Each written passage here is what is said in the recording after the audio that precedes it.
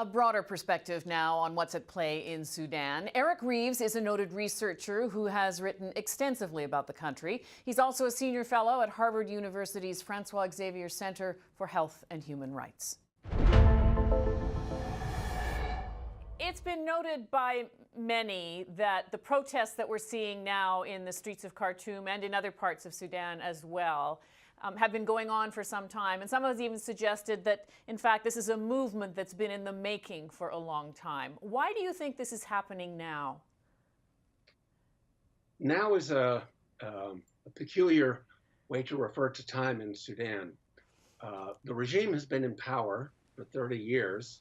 The uprising began over 4 months ago, and it's been less than 2 weeks since Omar al-Bashir has been deposed and his replacement has been deposed.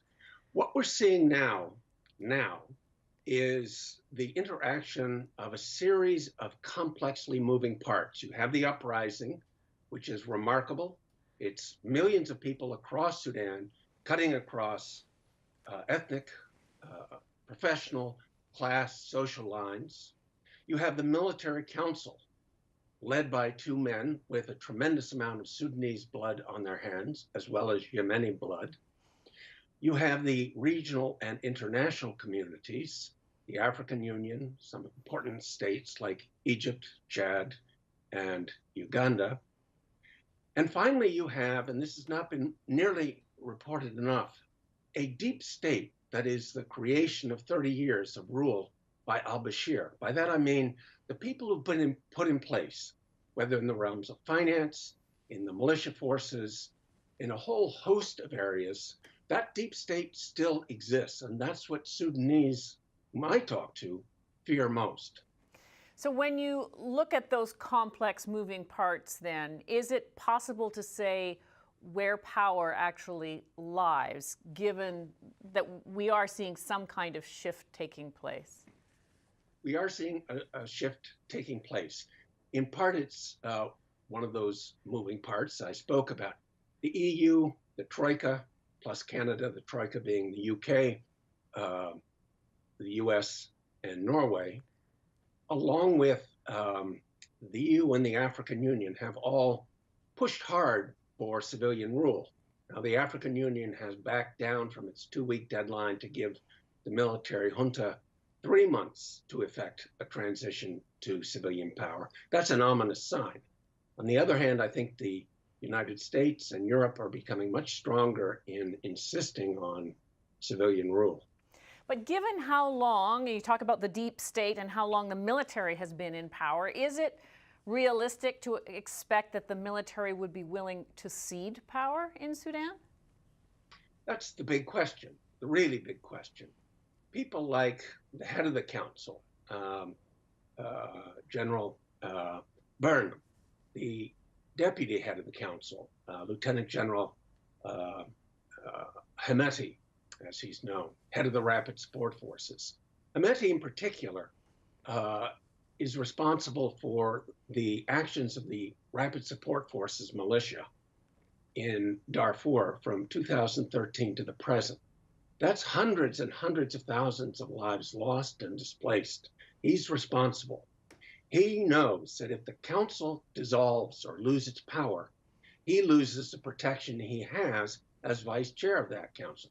And the same is true, actually, of General Byrne, the head of the council. So they've got a lot of incentive to hold on to power. On the other hand, this movement keeps growing. I watch Sudanese social media day in, day out, hours a day, and there is simply no sign of back down.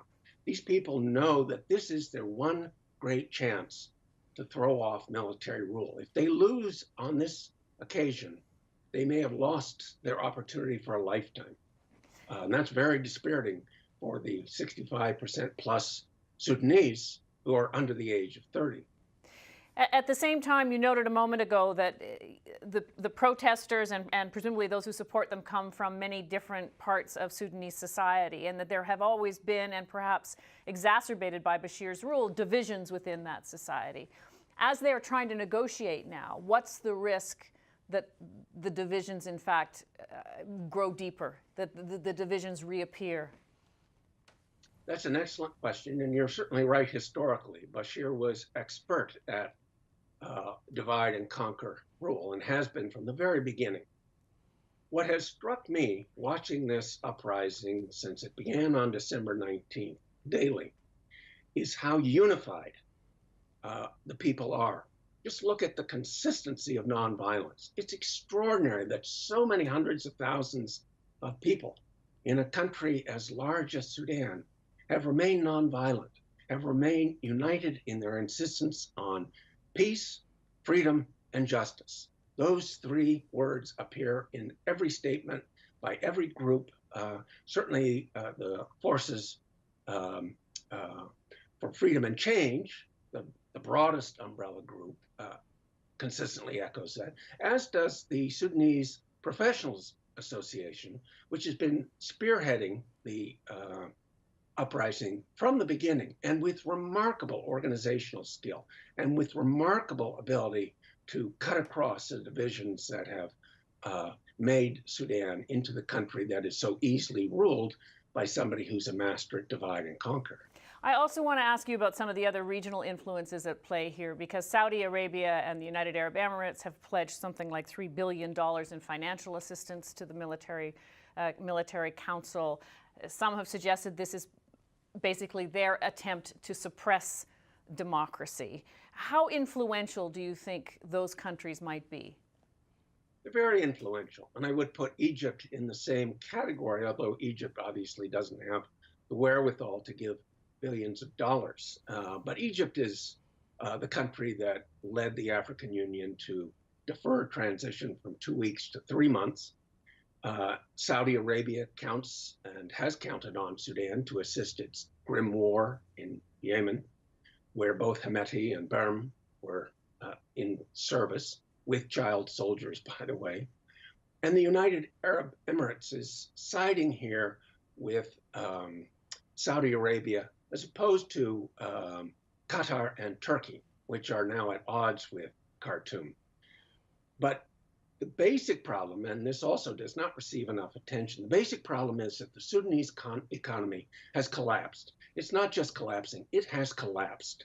Whether we're looking at the agricultural sector, whether we're looking at the banking sector, whether we're looking at hyperinflation over 100%, the inability to import critical goods, food, medicines, refined petroleum products, this has brought the economy essentially to a standstill. And $3 billion doesn't begin to touch what the country needs to begin the process of economic rehabilitation. What are you watching for now in the next while? I'm watching to see that if the dialogue, as it's been called, between the civilian forces and the military council continue with productivity. And I think we can listen very closely to what the civilian leadership is saying to get a really good sense of what they're finding acceptable and what not. For example, just today, 3 Islamist generals were forced to resign from the military council.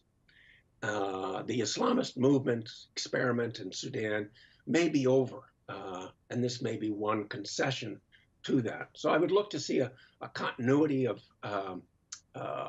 dialogue, interim concessions by the military council, and clear benchmarks. That's what's missing. That's what the Troika, the EU, Canada, and the US need to lay down. Really clear benchmarks that the regime must abide by so that we get to the end of 2 months and find a whole series of benchmarks either met or not met. But there are a lot of reasons to think it could go either way. Mr. Reeves, I thank you very much for your expertise. Thank you.